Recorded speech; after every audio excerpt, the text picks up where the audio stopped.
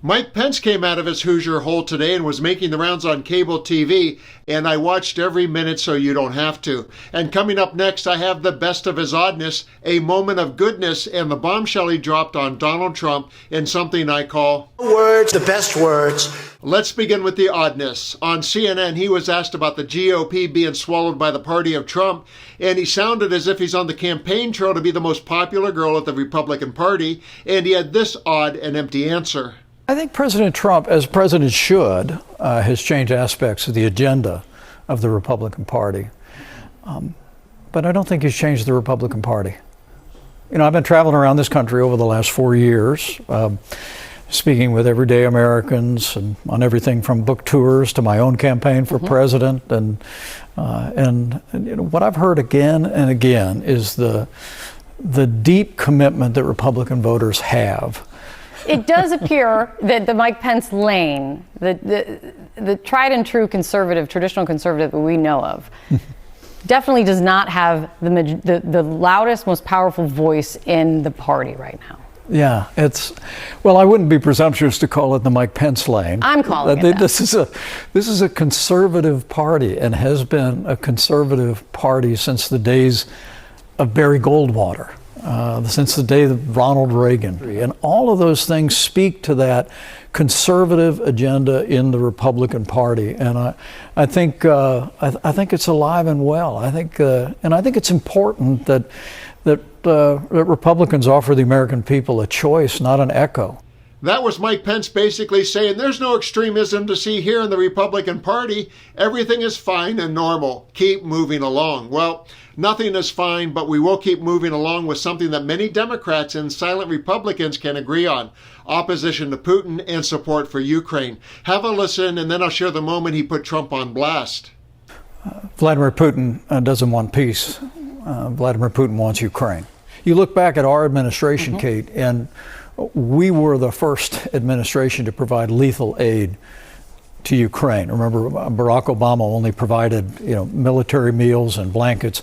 We came in and gave them the kind of Stinger missiles and resources that I think prevented Vladimir Putin from invading Ukraine during our 4 years in office. Because I do believe the time has come for us to renew our military support for Ukraine, make it clear that we're going to continue to provide that support along with our European allies until a just and lasting peace is achieved. I think and hope the president will see the value of Vladimir Putin seeing those sanctions on his desk, available for a signature. But the most important thing is that we continue to make it very clear that we're not going to tolerate Vladimir Putin redrawing international lines.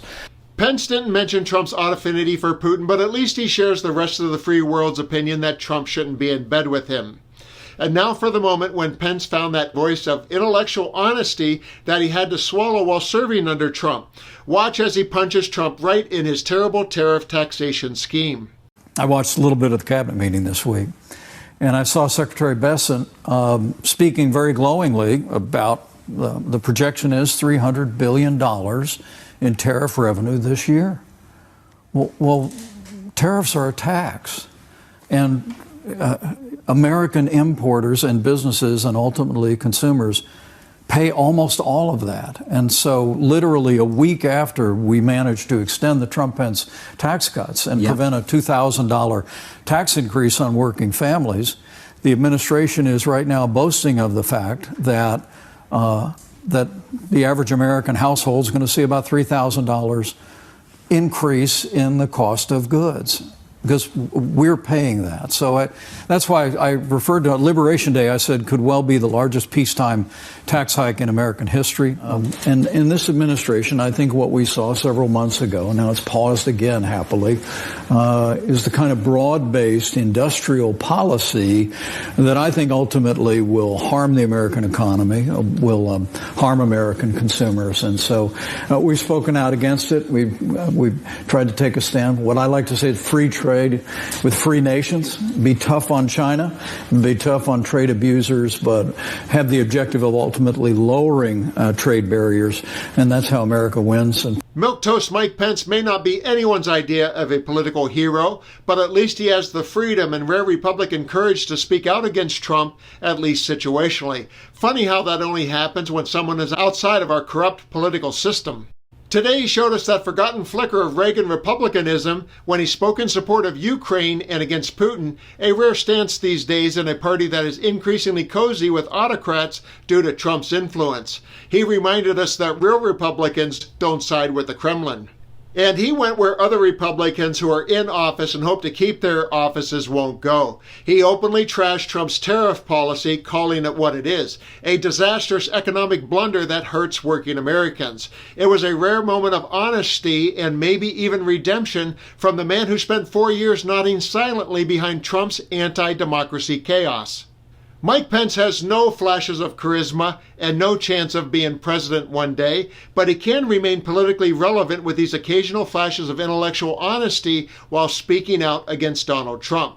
I'm Dan. Thanks for watching. Please comment below, and let's continue to occupy democracy together.